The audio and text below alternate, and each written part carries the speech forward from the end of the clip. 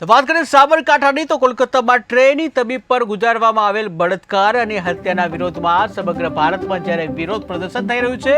ત્યારે આજે આઈએમઈ દ્વારા તબીબ સેવા બંધ અને રેલી સહિત સૂત્રોચ્ચારનો કાર્યક્રમ રાખવામાં આવ્યો હતો, જેમાં સાબરકાંઠા જિલ્લાના ઈડરના ડોક્ટર એસોસિએશન દ્વારા ઈડર પ્રાંત અધિકારીને અને મામલતદારને આવેદનપત્ર આપ્યું અને રજૂઆત કરવામાં આવી હતી, જેમાં વિવિધ સૂત્રોચ્ચાર સાથે ઈડરના તમામ તબીબો જોડાયા હતા। આરોપીઓને સખતમાં સખત સજા મળે અને દીકરીને યોગ્ય ન્યાય મળે તે માટેનું આજે વિરોધ પ્રદર્શન યોજાયું હતું, જેમાં ઈડર તમામ તબીબોએ મહિલા ડોક્ટરોને સુરક્ષા મળી રહે તે આશયથી હવે આરોપીઓને આકરી સજા મળે તેવી માંગ સાથે રેલી યોજાઈ હતી। આજરોજ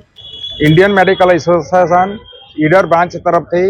મામલતદાર અને પ્રાંત કચેરીની અંદર આવેદનપત્ર આપવા માટે ઈડર મેડિકલ એસોસિએશનના સભ્યો બધા હાજર થયા છે અને કલકત્તાની અંદર આવેલી આરજી કર મેડિકલ હોસ્પિટલમાં જે રેસિડન્ટ ડૉક્ટર ઉપર કૃત્ય કરવામાં આવેલ છે અને એનો રેપ વિથ મર્ડર કરવામાં આવ્યું છે, એના અનુસંધાને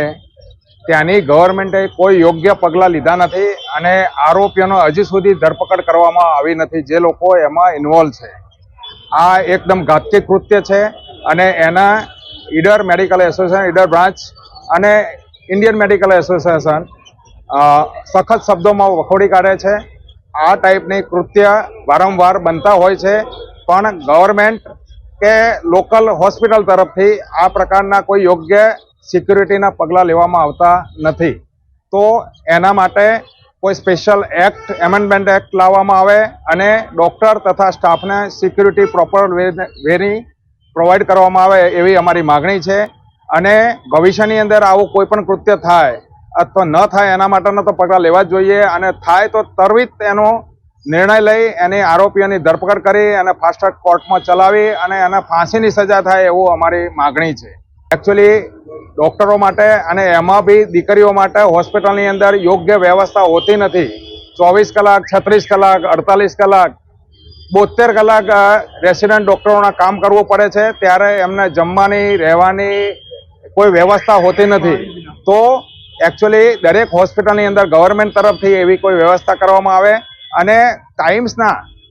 અવર્સ જે આપણા સર્વિસના કામ કલાકો છે એ યોગ્ય રીતે ગોઠવણી કરવામાં આવે એવી અમારી માગણી છે। આ જે હત્યા રેપ વિથ મર્ડરનો જે કેસ થયેલો છે એની અંદર ત્વરિત પગલાં લે ગવર્મેન્ટ એવી અમારી માગણી છે। જો અમે આજે ગવર્મેન્ટને જણાવવા માટે ટોકન સ્ટ્રાઇક 24 કલાક